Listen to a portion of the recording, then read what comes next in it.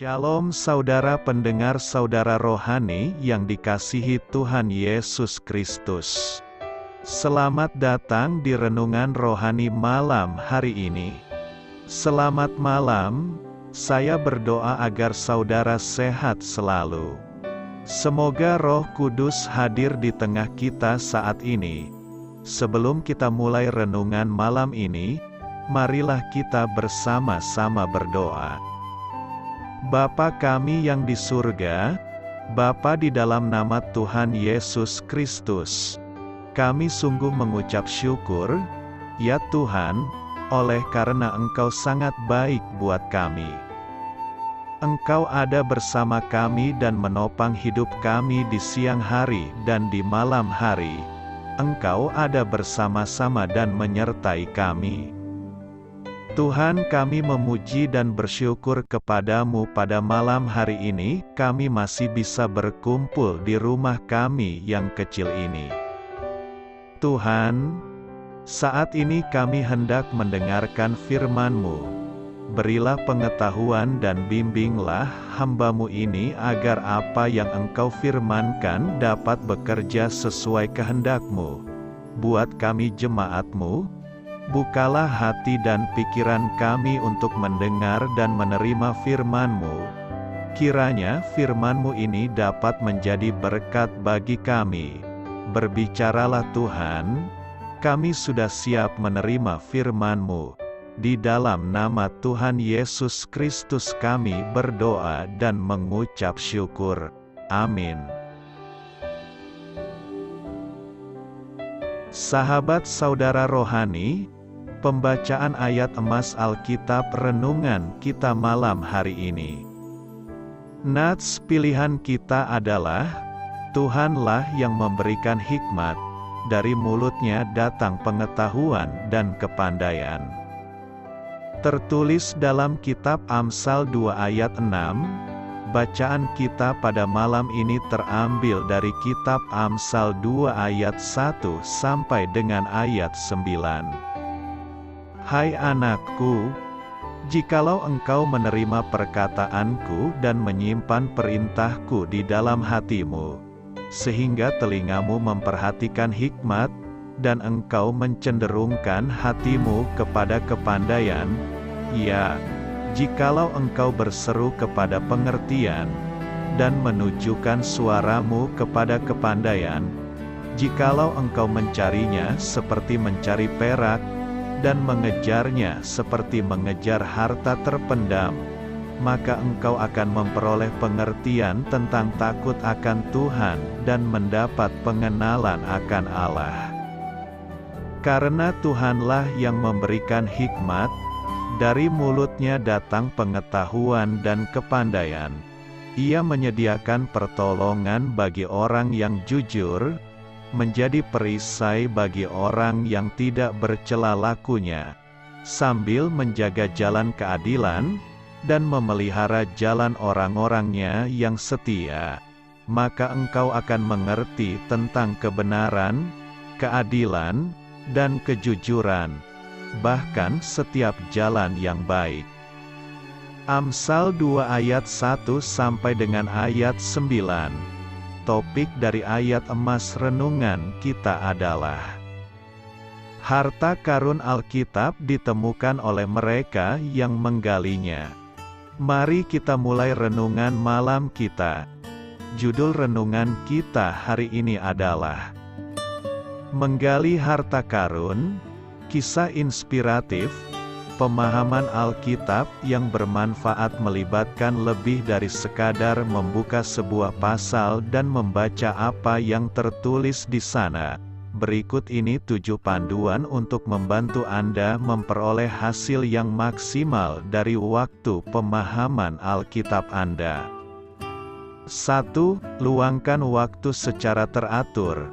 Jika Anda tidak menjadwalkannya, Anda akan melalaikannya. 2. Sebelum mulai membaca, mintalah pertolongan dan pengertian dari Allah. 3. Pikirkan dengan saksama apa yang Anda baca. Tidak semua harta karun Alkitab tergeletak seperti kerikil di atas permukaan. Untuk menambang emas, Anda harus menggali. 4. Berusahalah memahami perkataan sang penulis kepada umat pertama yang membaca buku atau surat itu sebelum Anda memutuskan menerapkannya pada saat ini. 5. Catatlah paling sedikit satu kebenaran atau prinsip yang dapat Anda praktikkan. 6. Cobalah berbagai terjemahan Alkitab. Jika Anda melewatkan kalimat-kalimat tertentu karena kata-kata yang Anda baca sudah terlalu sering dijumpai, maka sebuah terjemahan dapat memusatkan pikiran Anda pada bagian itu dengan cara baru. 7. Jangan putus asa. Ada beberapa bagian Alkitab yang lebih menarik daripada yang lain. Dan beberapa bagian mungkin tidak Anda mengerti sama sekali. Namun ada cukup banyak yang dapat Anda pahami. Itu akan mengubah hidup jika diterapkan. Kini bacalah kembali ayat-ayat hari ini dengan mengingat prinsip-prinsip di atas. Kemudian cobalah lagi besok, Anda akan mulai menemukan harta karun di dalam Alkitab. Amin. Marilah kita renungkan di dalam hati kita. Tuhan adalah sumber hikmat, sebab Tuhan adalah hikmat itu sendiri. Karena itu, Allah lah pemberi hikmat bagi manusia. Perkataan atau firman Allah dengan segala perbuatannya yang ajaib adalah penyataan hikmat-Nya yang agung dan mulia. Pada hakikat, Tuhan menganugerahkan hikmat kepada semua orang, meski dalam dimensi atau wujud yang berbeda-beda, sesuai karunia dan talenta yang dianugerahkannya. Tetapi, hikmat yang Tuhan karuniakan itu sangat tergantung pada diri kita dalam menerima dan mengelolanya. Hikmat adalah milik Allah. Sebaliknya, hikmat pemberian Allah yang kita terima, jika kita tidak kerjakan, akan menjadi sia-sia. Jadi, baik untuk mendapatkan hikmat maupun dalam menerima hikmat dari Tuhan, kita tidak boleh pasif. Kita harus aktif mencari dan mengelola hikmat itu agar benar-benar menghasilkan buah sebagai karya dalam hidup kita.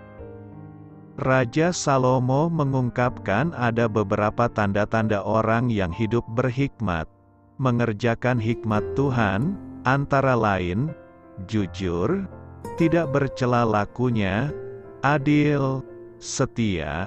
Artinya orang berhikmat akan mengerti dan mengerjakan kebenaran, keadilan, kejujuran, serta berjalan di jalan yang baik. Demikian firman Tuhan hari ini.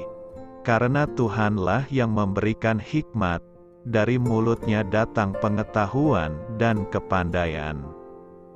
Ia menyediakan pertolongan bagi orang yang jujur, menjadi perisai bagi orang yang tidak bercela lakunya, sambil menjaga jalan keadilan, dan memelihara jalan orang-orangnya yang setia. Maka engkau akan mengerti tentang kebenaran, keadilan, dan kejujuran. Bahkan setiap jalan yang baik, Allah memberikan hikmat-Nya kepada orang yang takut akan Dia. Allah juga menganugerahkan serta mengabulkan permohonan hikmat dari setiap orang yang hidup kudus dan berkenan kepada-Nya, serta selalu menyenangkan hati-Nya dan terus memuliakan nama-Nya yang ajaib.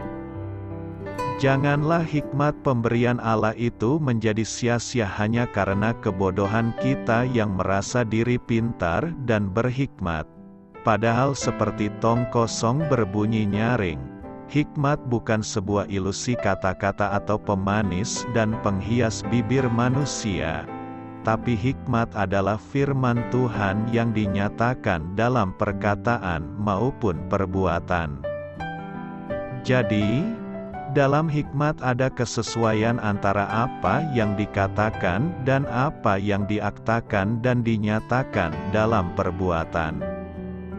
Tuhan menyediakan hikmat dan manusia harus berusaha mencari untuk mendapatkannya. Bukan karena kita tahu hikmat itu dari Tuhan, maka kita bersikap apatis, masa bodoh, pasif karena yakin tetap akan Tuhan anugerahkan.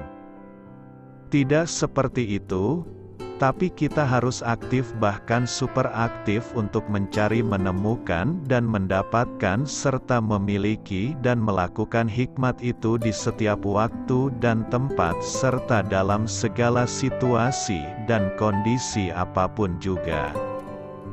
Hikmat, pengetahuan dan kepandaian adalah berasal dan milik Allah. Untuk mendapatkannya, kita harus datang kepadanya. Dia pasti menganugerahkannya bagi kita, jika kita hidup berkenan padanya dan melakukan segala jalan dan kehendak firman-Nya. Ia menyediakan pertolongan bagi kita dan menjadi perisai di jalan hidup kita, sehingga kita mengerti tentang kebenaran, keadilan, kejujuran dan kesetiaan serta akan berjalan di setiap jalan yang penuh kebaikan. Itulah sebabnya, setiap orang Kristen, keluarga dan umat Tuhan, terutama sebagai hamba-hamba Tuhan, kita harus terus mencari dan menemukan hikmat. Itu semuanya ada pada Tuhan. Karena itu datanglah kepadanya dengan hati sebagai hamba, mintalah maka Dia pasti menganugerahkan hikmat itu kepada kita yang memohon kepadanya dalam ketaatan penuh.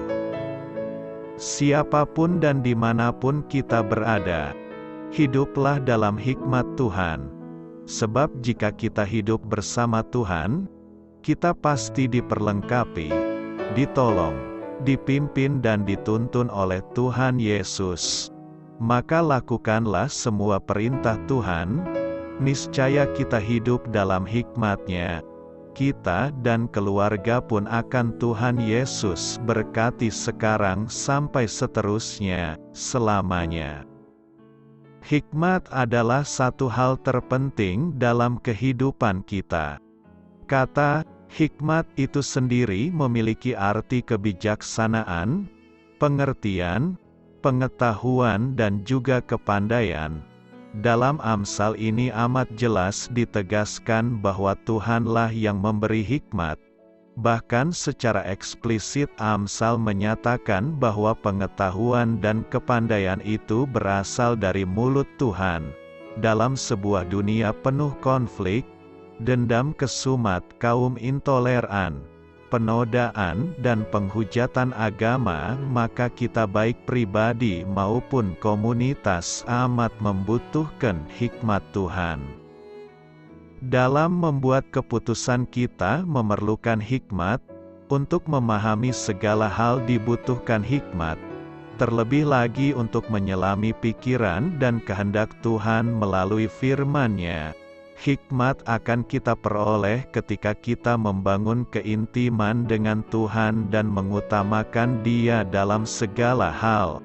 Kita dapat belajar dari kehidupan Daniel dan teman-temannya, yaitu Sadrah, Mesakh dan Abednego. Mereka adalah anak-anak muda yang memiliki kuatisa hidup luar biasa seperti tertulis. Kepada keempat orang muda itu Allah memberikan pengetahuan dan kepandaian tentang berbagai-bagai tulisan dan hikmat.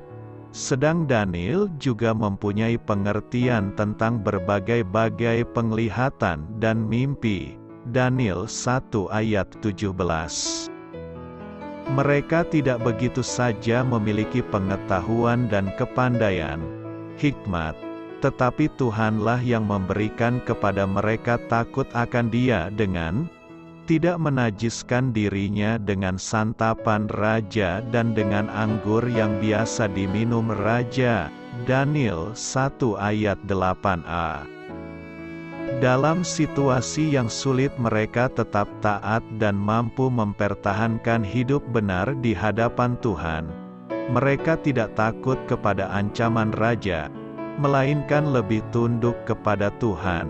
Maka Tuhan sangat memperhatikan dan membela mereka, sehingga kehidupan mereka berempat menjadi kesaksian bagi orang-orang zaman itu. Hikmat lebih dari sekadar pengetahuan. Hikmat memampukan kita menerapkan pengetahuan yang kita miliki dalam situasi keseharian, termasuk situasi yang pelik. Rasul Yakobus mengingatkan bahwa Allah akan memberikan hikmat dengan murah hati jika kita meminta kepadanya. Yakobus 1 ayat 5. Dengan petunjuk hikmatnya, dalam situasi yang tampak buntu sekalipun, kita akan dicelikkan untuk melihat jalan terang dan dimampukan untuk mengatasinya. Karena itu, mari terus dan rutin berdoa agar Tuhan menganugerahkan hikmat dan visi sehingga kita tetap mampu menjalani kehidupan dengan baik sambil memasyurkan nama-Nya. Doa saya menyertai saudara sekalian. Saya memberkati Anda agar sewaktu Anda mencarinya dari Dia, Bapa Surgawi Anda akan memberikan bagi Anda roti harian Anda. Dalam nama Yesus Kristus, Tuhan yang berkuasa atas alam semesta dan menuntun kita kepada iman yang menyelamatkan, Tuhan Yesus menyertai senantiasa. Terima kasih sudah berkenan mendengarkan renungan malam saudara rohani. Tuhan memberkati. Amin.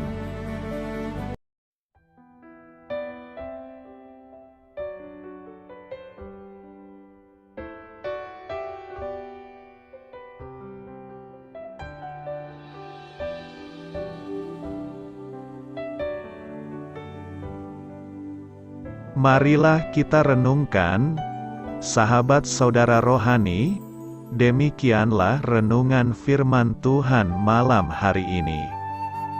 Semoga menjadi berkat di dalam hidup kita dan menjadikan kita pribadi yang lebih baik. Sebelum kita beristirahat pada malam hari ini, marilah kita berdoa. Bapa kami yang di surga, Bapa di dalam nama Tuhan Yesus Kristus, kami sungguh mengucap syukur, ya Tuhan, oleh karena Engkau sangat baik buat kami. Engkau ada bersama kami dan menopang hidup kami di siang hari dan di malam hari. Engkau ada bersama-sama dan menyertai kami, ya Tuhan Yesus. Kami mengucap syukur untuk firman-Mu, ya Tuhan, yang memberikan kami kekuatan dan menyadarkan kami bahwa kami tidak perlu takut dengan gelap dan malam. Sebab Tuhan, Engkau ada bersama kami. Engkau melindungi kami dan menjadi perisai bagi kami hamba-Mu berdoa saat ini. Tuhan, untuk setiap pendengar renungan ini yang mengalami ketakutan, kecemasan, kegelisahan, pada situasi gelap dan malam hari di dalam nama Tuhan Yesus Kristus. Kuasa Tuhan melepaskan mereka dari segala ikatan roh-roh ketakutan yang mengikat mereka saat ini. Tuhan melepaskan setiap anak-anak-Mu dari segala rasa takut dan kecemasan.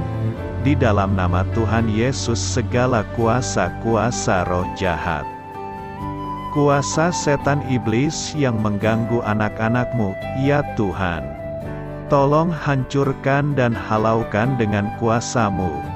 Dalam nama Tuhan Yesus Kristus, berkati setiap kami anak-anak-Mu, ya Tuhan, dan lindungilah kami. Kami aman di dalam Engkau. Ya Tuhan, penuhilah setiap hati kami dengan keberanian, damai sejahtera, dan sukacita serta ketenangan yang dari Tuhan. Berkati kami di malam hari ini, saat kami tidur dan beristirahat. Kuasa-Mu, ya Tuhan, menaungi setiap kami, memberkati dan melindungi kami. Bangunkanlah kami kembali besok pagi dengan kekuatan yang baru. Tubuh yang sehat diberkati Tuhan, dan berkat-berkat yang baru Tuhan sediakan bagi kami. Terima kasih, ya Tuhan, kami sungguh mengucap syukur untuk firman-Mu yang menguatkan kami. Dalam nama Tuhan Yesus Kristus Juru Selamat kami, Bapa kami yang baik, kami mengucap syukur dan berdoa haleluya. Amin. Biarlah firman Tuhan menjadi pengingat untuk kita semua, bahwa tuntunan dari Roh Kudus akan selalu memberi jalan keluar bagi setiap permasalahan hidup kita, dan memberi kedamaian di hati kita. Amin. Sampai jumpa di renungan malam saudara rohani berikutnya.